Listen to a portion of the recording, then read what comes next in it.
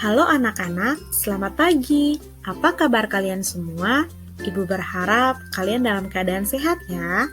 Nah, anak-anak, hari ini kita berjumpa lagi di pembelajaran tematik. Nah, anak-anak, hari ini kita akan melanjutkan materi kita yang sebelumnya. Nah, kita masih belajar di tema 1 tentang organ gerak hewan dan manusia. Masih di subtema 1 tentang organ gerak hewan, kita masuk di pembelajaran yang ketiga. Nah, silahkan kalian perhatikan gambar yang ada di layar. Nah, ini adalah gambar Garuda Pancasila. Nah, Garuda Pancasila ini adalah lambang dari negara kita, negara Indonesia. Nah, di lambang burung Garuda ada Pancasila. Nah, anak-anak, di sini ada gambar sila-sila Pancasila beserta lambangnya. Nah, coba kalian perhatikan. Sila pertama lambangnya bintang, sila kedua lambangnya rantai, sila ketiga lambangnya pohon beringin, sila keempat lambangnya kepala banteng, dan yang terakhir sila 5 lambangnya padi dan kapas. Nah, anak-anak, dari sila-sila Pancasila ini kita bisa mengambil nilai-nilai yang terkandung di dalam Pancasila untuk kita jalankan dalam kehidupan kita sehari-hari. Tapi sebelumnya, masih ingatkah kalian kalau Pancasila itu adalah dasar negara Indonesia? Nah, nilai-nilai Pancasila sudah ada dalam kehidupan sosial budaya masyarakat, sehingga nilai Pancasila harus kita kembangkan dalam kehidupan kita sehari-hari. Supaya apa? Supaya terciptanya suasana yang tenang, yang sejahtera, damai, dan juga aman. Nah, kalau terciptanya suasana itu semua, pasti hidup kita juga akan baik-baik saja. Dan kita semua juga pasti merasa sangat senang. Nah, yuk kita lihat nilai-nilai Pancasila yang harus kita lakukan dalam kehidupan kita sehari-hari. Nah, yang pertama ini nilai sila pertama, yaitu ketuhanan yang Maha Esa. Nah, di sini ada sedikit dua nilai yang bisa kita lakukan dalam kehidupan kita sehari-hari. Yang pertama itu beriman kepada Tuhan yang Maha Esa sesuai dengan agama dan keyakinan yang dianut oleh kita masing-masing. Nah, contoh penerapan nilai-nilai sila pertama itu kita harus beribadah sesuai agama kita masing-masing, dan kita juga harus saling menghormati agama orang lain. Nah, kita juga harus menghormati dan bekerja sama dengan agama yang lain. Jadi kita tidak saling membeda-bedakan. Nah, yang berikut itu nilai sila kedua, kemanusiaan yang adil dan beradab. Nah, di sini itu kita harus menjunjung tinggi persamaan derajat, hak, dan kewajiban antar manusia yang sama. Karena kita sesama manusia itu derajatnya sama, haknya juga sama, kewajibannya pun juga sama. Yang kedua itu kita mengembangkan sikap tenggang rasa dan mencintai sesama manusia. Kita harus memiliki sikap peduli kepada sesama manusia. Nah, contoh penerapan nilai-nilai sila kedua ini ialah kalau kita melihat orang kesusahan, kita harus membantu. Terus kalau orang mengalami bencana, kita juga harus membantu atau kita harus menolong. Nah, dari gambar yang ada, kalian bisa lihat di sini ada anak yang memberi sedekah kepada orang yang meminta. Artinya, anak ini membantu orang yang kesusahan. Terus, ada anak laki-laki yang menolong anak perempuan jatuh dari sepeda. Nah, ini artinya anak laki-laki itu membantu anak perempuan yang sedang alami bencana. Nah, yang berikut adalah nilai sila ketiga, Persatuan Indonesia. Nah, dari sila ini kita bisa belajar kalau menjaga persatuan dan kesatuan Indonesia dengan menerapkan 1. mengutamakan kepentingan bangsa di atas kepentingan pribadi. Yang kedua, mengembangkan sikap persatuan dan kesatuan. Yang ketiga, sikap bangga dan cinta tanah air. Dan yang keempat, sikap rela berkorban.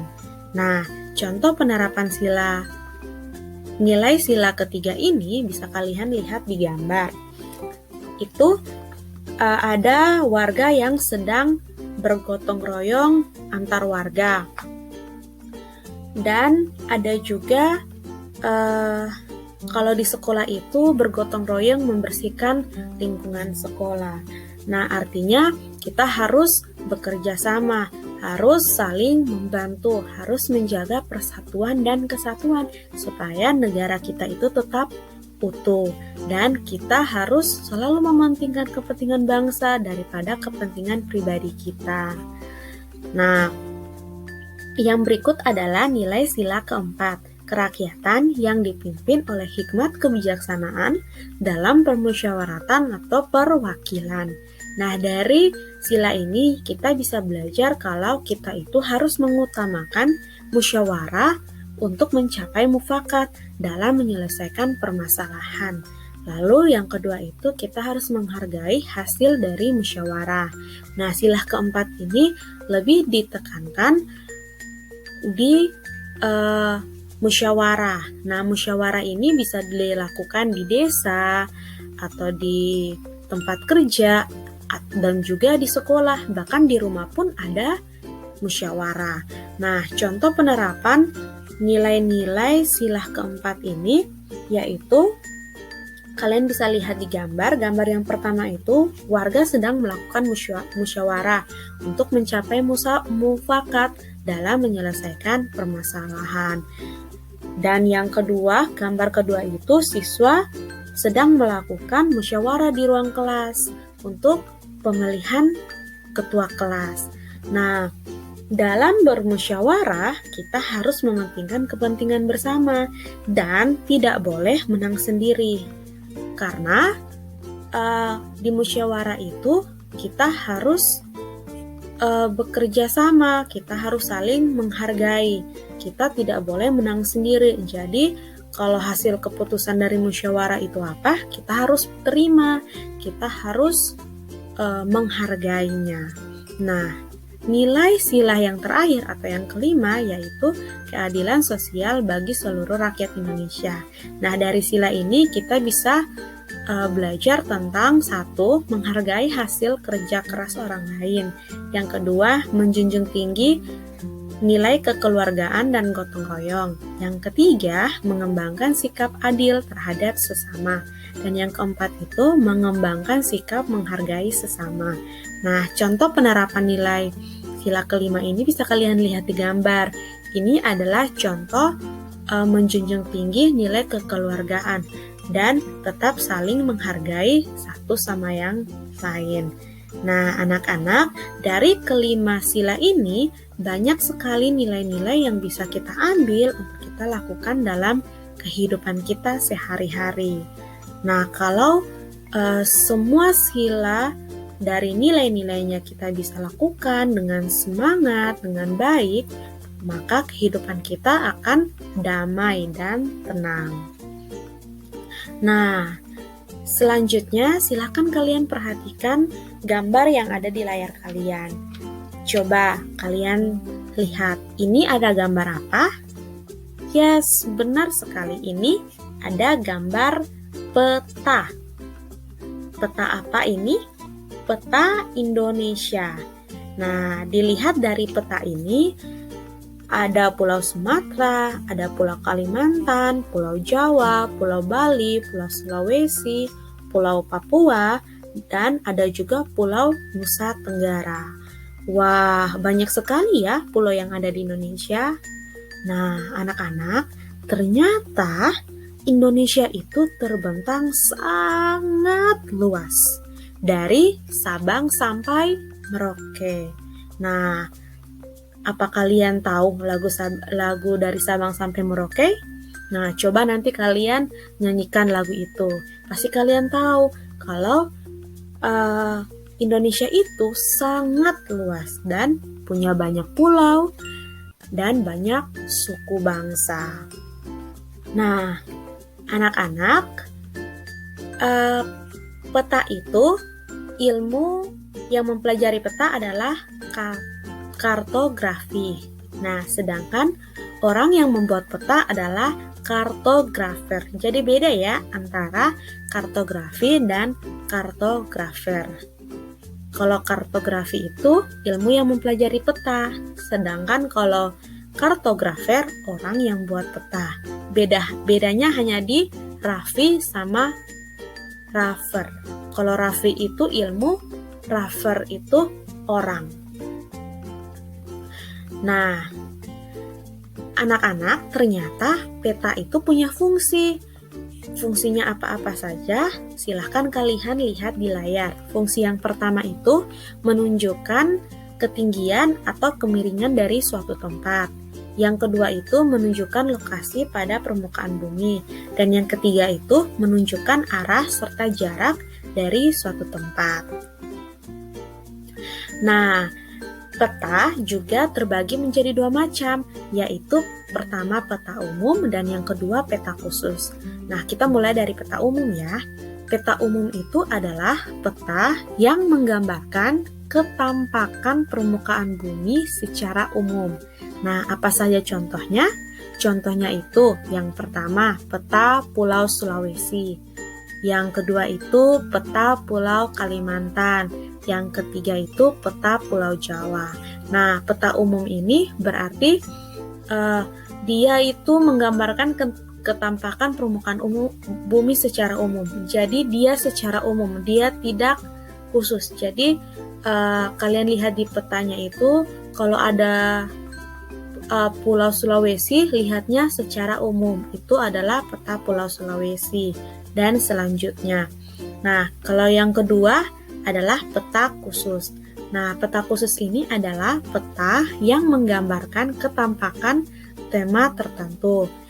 Tema tertentu berarti dia lebih menyempit atau dia lebih khusus lagi. Contoh peta curah hujan berarti dia hanya khusus di curah hujan saja. Atau misalnya peta kepadatan penduduk berarti dia petanya cukup untuk kepadatan penduduk. Peta persebaran flora dan fauna. Nah, itu juga petanya khusus, tidak campur-campur, khusus. Kalau yang umum tadi, Pulau Sulawesi itu kan bisa gabung dengan suku-suku yang lain. Nah, itu disatukan semuanya dalam satu peta. Tapi kalau peta khusus, peta curah hujan, nah berarti cuma curah hujan saja, tidak campur-campur. Nah, itu adalah dua macam peta. Nah, yang berikut, peta itu punya komponen. Jadi kalau orang mau buat peta, orang harus perhatikan komponen-komponen peta agar peta yang jadi itu sesuai dengan aturan dan terlihat bagus. Nah, apa saja komponen petanya? Yang pertama adalah judul peta. Yang kedua, skala peta. Yang ketiga, petunjuk arah. Yang keempat, simbol peta. Yang kelima, legenda. Yang keenam, garis astronomis. Yang ketujuh, inset. Yang kedelapan, garis tepi. Dan yang kesembilan, indeks. Nah, komponen-komponen peta ini cukup kalian ketahui saja. Nanti kalau di kelas yang lebih tinggi, baru kalian akan diajarkan bagaimana cara membuat peta. Nah, anak-anak, Indonesia itu letaknya dibagi menjadi dua jenis. Ada letak geografis dan ada letak astronomis. Nah, kita akan bahas satu persatu. Kita mulai dari letak geografis. Nah, letak geografis itu adalah letak suatu wilayah yang dilihat dari kenyataannya di permukaan buku. Nah, letak geografis Indonesia ialah terletak di antara dua benua dan dua samudra. Nah, dua benua ini yaitu benua Asia dan Australia. Dua samudra ini adalah Samudra Hindia dan Samudra Pasifik. Nah, ini harus kalian ingat baik-baik ya. Letak Indonesia secara geografis itu terletak di antara dua benua dan dua samudra. Ini sering sekali ditanyakan oleh orang-orang. Ingat ya, dua benua dan dua samudra. Benuanya itu Asia dan Australia, samudranya itu Samudra Hindia dan Samudra Pasifik. Jangan kebalik ya. Nah, selanjutnya yaitu letak astronomis. Nah, letak astronomis ini ialah letak wilayah dilihat dari posisinya di garis lintang dan garis bujur. Nah, letak astronomis Indonesia yaitu 6 derajat lintang utara sampai 11 derajat lintang selatan dan 95 derajat bujur timur sampai 141 bujur timur. Nah, ini akan kalian pelajari di kelas tinggi. Nah, coba kalian perhatikan gambar yang ada di layar. Ini adalah peta Indonesia. Nah, tulisan yang berwarna merah ini adalah arah mata angin. Nah, ada sebelah barat, sebelah utara, sebelah timur, dan sebelah selatan. Nah, garis yang di samping kiri itu adalah garis bujur. Nah, garis bujur itu adalah garis yang menghubungkan kutub utara dan kutub selatan. Sedangkan garis yang di sebelah kanan itu, yang anak panah, adalah garis lintang. Nah, garis lintang ini adalah garis yang membagi bumi menjadi dua, yaitu bumi belahan utara dan bumi belahan selatan. Nah, untuk garis bujur dan garis lintang ini, cara lihat letak Indonesia berdasarkan garis bujur dan garis lintang akan kalian pelajari di kelas yang lebih tinggi. Nah, sekarang itu kalian hanya cukup mengetahui garis bujur itu apa dan garis lintang itu apa, dan garis bujur yang mana, garis lintang yang mana. Nah, anak-anak, sekian materi kita hari ini. Semoga apa yang sudah Ibu jelaskan dapat kalian pahami dengan baik, dan jangan bosan untuk menonton video pembelajaran yang Ibu berikan, dan jangan pernah bosan juga untuk belajar. Cukup sekian, sampai jumpa di pertemuan selanjutnya. Jangan lupa kerjakan tugas-tugas yang akan Ibu berikan. Selamat pagi anak-anak, sampai jumpa.